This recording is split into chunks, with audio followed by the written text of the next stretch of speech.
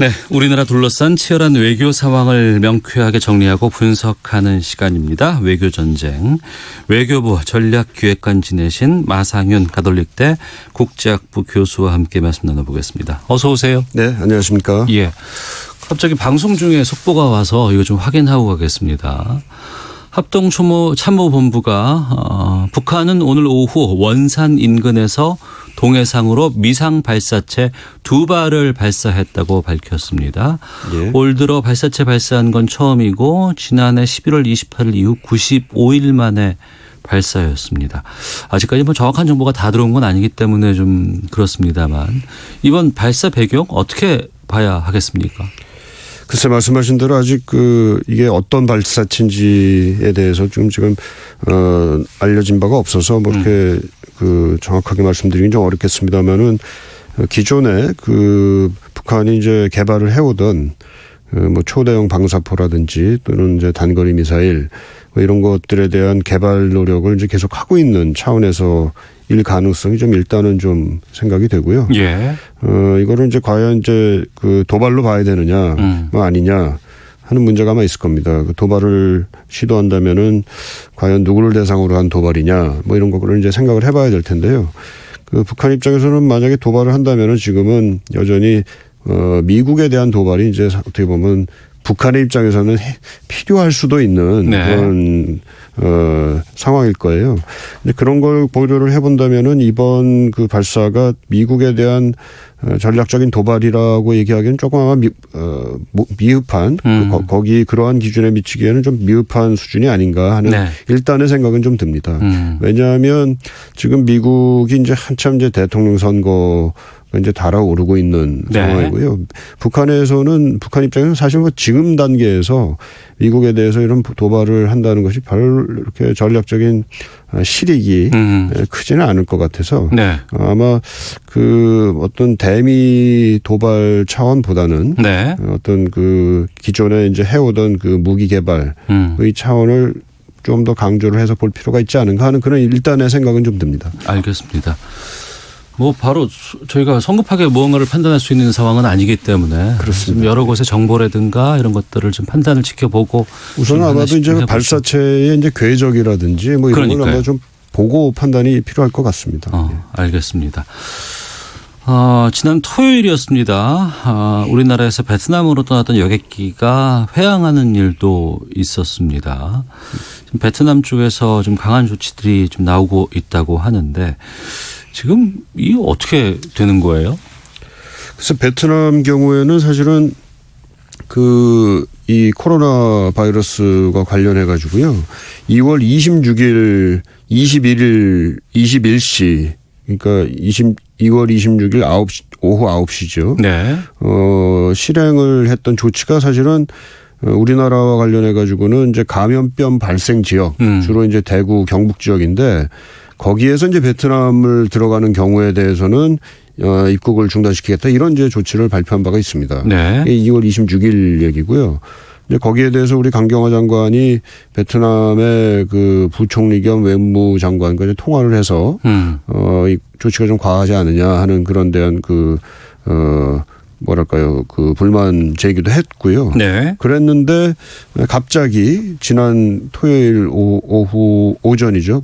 우리 비행기가 이제 베트남에 들어갔는데 이제 그거를 회항시키는 그런 일이 있었습니다. 그거는 아마도 29일에 베트남이 이제 우리 국민들이 이제 베트남에 비자 없이 들어가는 무사증 입국 조치가 있는데 그거를 이제 임시로 이제 중단을 시켜버렸습니다. 우리하고 상의 없이.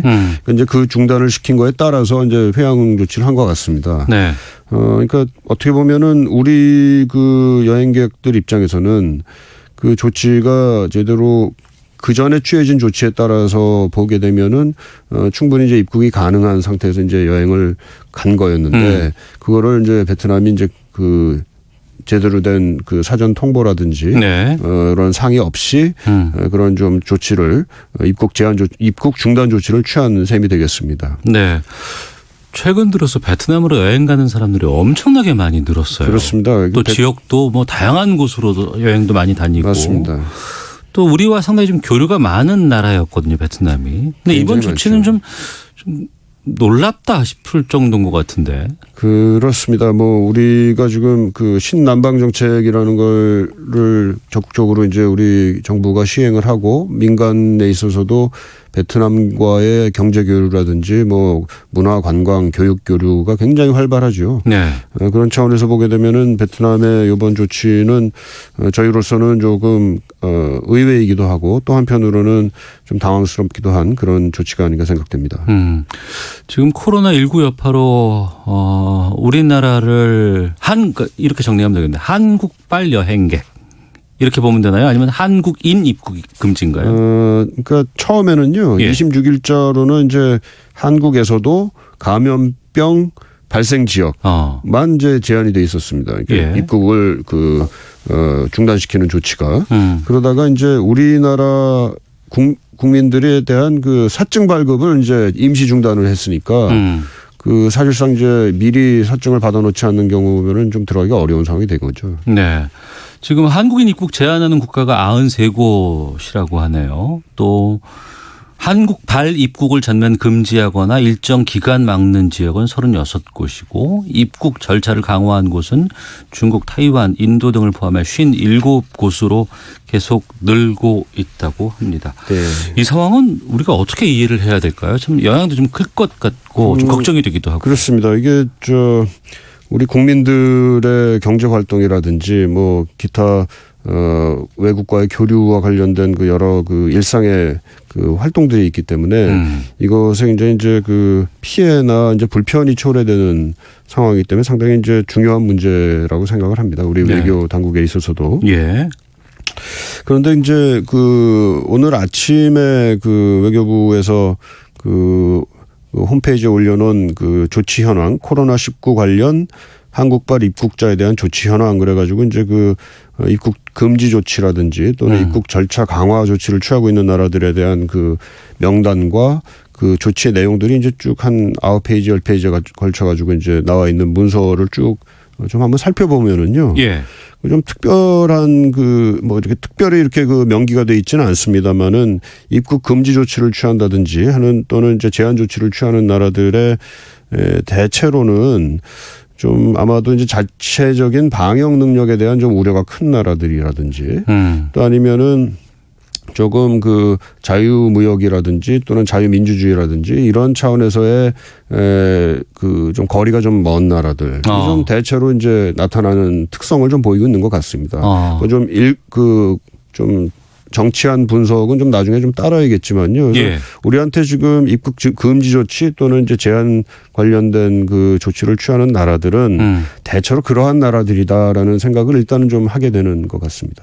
그러니까 방역 상황이 그렇게 썩 좋은 상황이 아니기 때문에 거기에 대한 자신감이 좀 떨어지는 나라들 또는 정부의 형태가 예. 좀 권위주의에 가깝다든지 따라서 이제 국민들에 대한 뭐랄까요 글쎄요 그 국민들의 그 자유로운 그 이동이라든지 또는 그 의사 표현이라든지 하는 것을 조금 제한하는 그런 나라들의 경우에 그러한 그 규범을 조금 덜 존중하는 나라들의 경우에 이러한 그 조치들을 취하고 있다라는 좀 그런 패턴이 좀 읽히게 돼 있습니다. 네. 중요한 것은 이제 미국의 이제 판단이라든가 조치 입니다. 대구를 미국은 현재 여행 금지 지역으로 대구를 이제 특정해서 지정을 했고 한국 자체에 대한 여행 정보는 지금 3단계 여행 재고 이렇게 지금 유지하고 있는 상황으로 보이는데 이 미국 상황은 어떻게 보세요? 글쎄 아마도 미국에서도 이제 그 코로나 바이러스가 조금씩 이제 퍼지는 듯한 이제 기미가 있는 것 같아요. 네. 이제 미국의 조치는 아마도 일단은 입국 제한을 강조하기보다는 입국을 어느 정도 이제 통제를 하더라도 그것이 그 자체의 쿼런틴이라고 그러죠. 봉쇄라 할까요? 하는데 강조점을 두기보다는 그런 걸 통해서 미국이 이 코로나 바이러스가 퍼졌을 경우에 대비하기 위한 네. 그러니까 자신들의 그 여러 가지 물자라든지 또 방역 능력이라든지 이런 것을 뭐 말하자면 비축하고 거기에 준비하기 위한 기간을 좀 시간을 버는 걸로 이제 삼고 있는 것 같습니다. 네. 그렇기 때문에 그러한 준비가 어느 정도 돼 있느냐에 따라 가지고 우리에 대한 뭐 조치의 성격도 좀 바뀔 수가 있는데요. 네. 기본적으로 봐서는 미국이 그 자유로운 그 인구의 이동이라든지 이런 것을 크게 뭐랄까요, 거기에 반하는 행동을 하려는 그런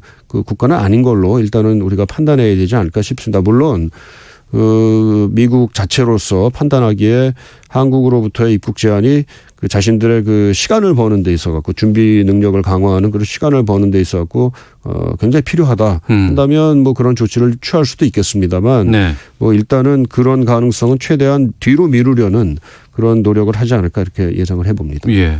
주말 사이 뉴스를 보면 해외에서 우리 국민들에게 대하는 것에 대한 보도가 상당히 많이 나왔습니다. 베트남에서 어쩌대더라, 뭐 중국에서 격리가 됐대더라, 네. 시설이 어땠대더라 하고 하는데 이런 상황에서 좀 냉정하게 우리가 판단을 해봐야 될 게 외교부가 어떤 일을 할 수 있을지 궁금하기도 하고. 네, 또 앞에 잠깐 말씀을 드렸습니다마는 그 외교가 뭐 국가 안보 관련된 일을 또 중요한 분야로 하고 있습니다마는 그에 못지않게 이제 우리 국민이나 기업들이 경제 활동을 하고 또 해외에서의 안전을 지키고 하는 데 있어서도 굉장히 큰 비중을 두고 일을 하고 있습니다. 그렇기 때문에 이번 사태에 대해서 아마도 우리 외교 당국이 이제 큰 경각심을 가지고 대응을 하고 있다고 보고요. 또 피해나 이제 불편을 최소화하기 위해서 여러 가지 노력을 하고 있다고 보는데 아마 그 외교적 노력의 중요한 내용은 네.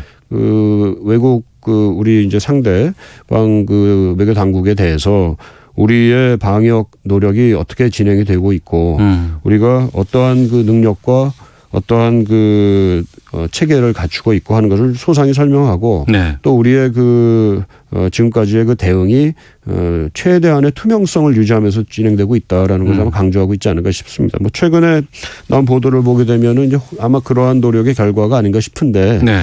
호주의 경우에 호주 외교장관이 이제 이란과 중국으로부터 입국을 이제 금지하는 조치를 취하면서 그렇지만 이제 한국의 경우에는 한국의 충분한 방역 능력 그리고 한국의 투명한 일처리 이런 거를 이유로 굳이 한국에 대해서는 그런 조치를 취할 필요가 없다 이렇게 이제 얘기를 한 바가 있습니다. 네. 아마도 그러한 차원에서의 노력이 아마도 다른 나라에 대해서도 계속해서 기울여지지 않겠는가 이렇게 생각합니다. 가톨릭대 국제학부 마상현 교수와 함께 말씀 나누고 있습니다. 외교전쟁 하나 좀 더 보겠습니다. 짧게 좀 보죠. 미국과 아프가니스탄 무장조직 탈레반 18년여에 걸친 무력 충돌을 종식하는 합의가 타결됐다는 소식이 전해졌어요. 이건 어떤 거예요, 이게? 예, 그러니까 미국이 이제 아프간에서 탈레반을 상대로 해서 전쟁을 벌인 게 이제 9.11 사태가 터지고 바로 직후였습니다. 네. 그러니까 2001년 10월인데요. 그때부터 이제 전쟁이 시작이 돼가지고 지금까지 이제 완전히 종식이 안 되고 있었던 겁니다. 이제 그러다가 뭐 어떻게 보면은 대테러 전쟁의 차원에서 이제 아프간에서 전쟁이 시작이 됐는데 탈레반과 네. 그런데 이제 그 이후에 이라크로 또 전쟁이 벌어지고 하면서 사실은 미국 입장에서는 아프간에서의 전쟁이 지금까지 계속 해야 될 필요가 있는가 하는 그런 피로감이 굉장히 고조가 되어 왔었습니다. 특히 미국 트럼프 대통령은 이미 지난 대통령 선거에서 아프간이나 이런 불필요한 전쟁에서 빨리 빠져나와야 되겠다라는 얘기를 해왔었었고요. 예. 그러던 차에서 이제 노력이 탈레반과의 협상이 이제 어느 정도 진행이 됐고 그런 차원에서 이번에 탈레반과의 협상이 진행이 됐습니다. 타결이 됐습니다. 이번에 포인트는 이게 탈레반과의 협상이고요. 예. 아프간 정부와의 협상은 아니었던 게 또 한편으로는 좀 중요한 포인트가 되겠습니다. 알겠습니다. 자, 외교전쟁 지금까지 가톨릭대 국제학부 마상현 교수와 함께 말씀 나눠봤습니다. 오늘 말씀 고맙습니다. 네, 고맙습니다. 예. 오태훈의 시사본부 여기서 인사를 드리겠습니다. 내일 오후 12시 20분에 다시 인사드리도록 하겠습니다. 내일 뵙겠습니다. 안녕히 계십시오.